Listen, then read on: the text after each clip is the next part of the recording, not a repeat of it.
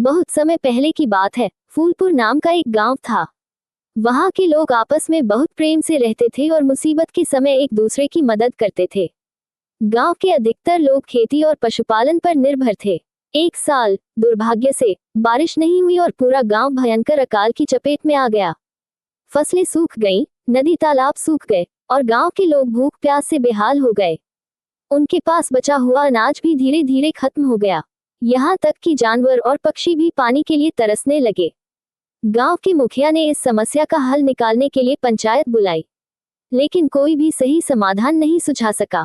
तभी रामू नाम के एक किसान ने सुझाव दिया कि यदि हम गांव में एक कुआं खोदें तो पानी की समस्या हल हो सकती है। लेकिन अधिकतर लोग इस बात से सहमत नहीं थे। उन्हें लगा कि कुआं खोदना बहुत मुश्किल काम है और जरूरी नहीं कि जहां खुदाई करें वहां पानी निकल ही आए। पर रामू को पूरा भरोसा था कि यदि सभी मिलकर मेहनत करें तो कुआं खोदा जा सकता है। लेकिन कोई भी उसका साथ देने को तैयार नहीं हुआ। आखिरकार पंचायत बिना कोई निर्णय लिए खत्म हो गई। रामू ने हार नहीं मानी। उसके दोस्त शामू ने उसका साथ देने का फैसला किया। दोनों मित्र कुदाले और फावड़े लेकर गांव के मंदिर पहुंचे। वहां उन्होंने ईश्वर से प्रार्थना की और मंदिर के पास ही कुआं खोदने का निश्चय किया। वे दोनों पूरी लगन और मेहनत से काम में जुट गए। उन्होंने न दिन देखा न रात, बस खोदते रहे। जब बहुत थक जाते तो थोड़ा आराम कर लेते और फिर काम में लग जाते।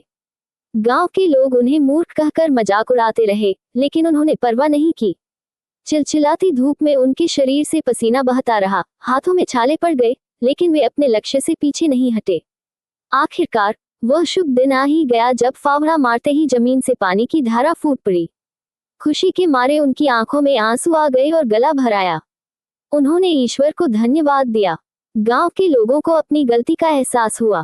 जो लोग कल तक उनका मजाक उड़ा रहे थे, आज वे शर्म से सिर झुकाए खड़े थे।